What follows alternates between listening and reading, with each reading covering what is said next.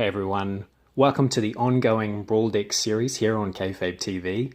Today we've got a Merfolk themed deck with Kumena, Tyrant of Araska as our commander. Let's check it out.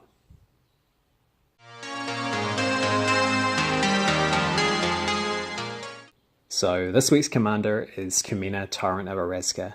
This is a Merfolk themed deck. It's blue and green. So Kumena is a 3-cost 2/4 legendary Merfolk Shaman.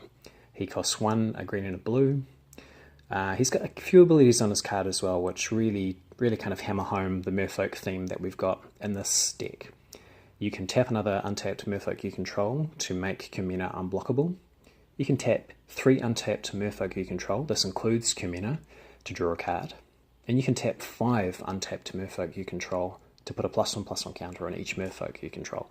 So yeah, this is a good way of growing a huge army. This deck plays lots of little creatures. There's a couple of token generators in here as well. It wants to go a little bit wide and then grow those bodies quite tall. There's a couple of ways of generating +1/+1 counters on these creatures. The mana base is pretty light.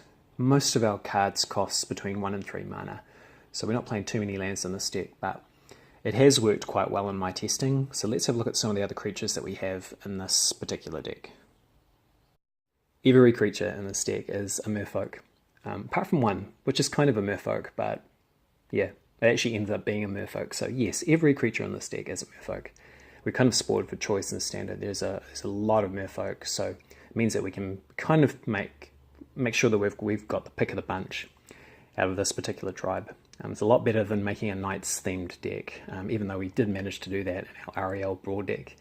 So starting from the top, we've got Jade Bearer, Kumena Speaker, we've got a Mistcloak Herald, we've got Metallic Mimic, our first and only non-Merfolk creature that just happens to become a Merfolk when it comes into play. We've got a Deeproot Champion and a Deeproot Elite as well.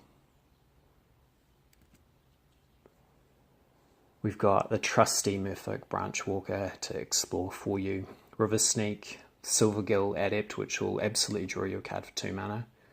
We've got an Anthem effect in the form of Merfolk Mistbinder. A little bit of combat trick in the way of Merfolk Trickster. And a Vineshaper Mystic too for pumping up our dudes. We've got Water Trap Weaver, again a little bit of control for some of our opponent's creatures. We've got Shapers of Nature, which can again put +1/+1 counters on any of our creatures and then remove those counters to draw cards for us. We've got a Swift Warden to protect some of our other creatures. Jade Light Ranger, just a powerhouse exploring creature. Kapala is in there as well. Forerunner of the Heralds. We've got Herald of the Secret Streams to really get as much benefit out of those +1/+1 counters as we can. We're playing a Waker of the Wilds too for growing some crazy lands. We've got a Seafloor Oracle, Tempest Caller for going in a massive Alpha Strike, and we round out our curve with Tachyover Benthic Druid. So this gives us a little bit more reach in a late game. We can play some lands, draw some cards, fill our hand back up. Top decking lands isn't a bad thing when you've got Tachyover in play. She also helps you sort of stabilize if you have been a little bit shaky in terms of your life total. She'll gain life for you and draw you a card whenever you play a land. We're playing a whopping 4 instants and sorceries in this deck. Most of the cards in this deck are creatures, so the cards that we've got here are there to either find creatures, protect creatures, or bounce permanents. So we've got a copy of Adventurous Impulse, a copy of Blossoming Defense, we've got a Heroic Intervention, and a River's Rebuke for late game. We're playing a few enchantments in this deck that really try and work well with what the Merfolk in the deck are trying to do. We've got a Shaper's Sanctuary to protect our cards, in a way, draws us some cards if they do happen to get targeted. We've got a Song of Frailes, which is an interesting card. This will help ramp into some slightly bigger spells, some slightly bigger Merfolk. It'll help you play more Merfolk. It'll also put a +1/+1 counter on each creature you control if you do get up to the law count of 3 on this card. Also makes those creatures have Vigilance, Trample, and Indestructible until end of turn. So this is a good way of kind of giving you a decent Alpha Strike on one turn. We're playing a copy of Deep Root Waters as well, just to grow our army a little wider. We're trying Growing Rights of Itlamok. This of course flips into Itlamok, Cradle of the Sun. Yeah, we'll quite often get 4 creatures in play, especially because most of our creatures are fairly cheap. There isn't really too many tricks to flipping this card. Just basically play the deck as is, and this card will flip more or less the turn that you play it. And once it has flipped, well, you can start doing some crazy things with all that mana you're generating. We're playing Hadana's Climb, which flips into the Winged Temple of Orazca. Again, another way of producing +1/+1 counters on our creatures. If a creature has 3 or more +1/+1 counters on it, you can transform Hadana's Climb, and then it turns into the Winged Temple, of course, lets you add a mana of any colour to your mana pool. In this case, it'll be blue or green. And then it lets you pump one of your creatures up and give it flying until the end of turn, so that it can send through a huge flyer across to your opponent, depending on how many counters you've got in your creature, how big it is. This is a really nice way of ending games. We've also got Path of Discovery too. So this is included for 2 reasons. We're a little bit light on mana, not too light, but this is also a way of fueling +1/+1 counters on any of our creatures. So Path of Discovery is a 4-cost enchantment, costs 3 and a green, and whenever a creature enters the battlefield under your control, this includes creature tokens, it explores.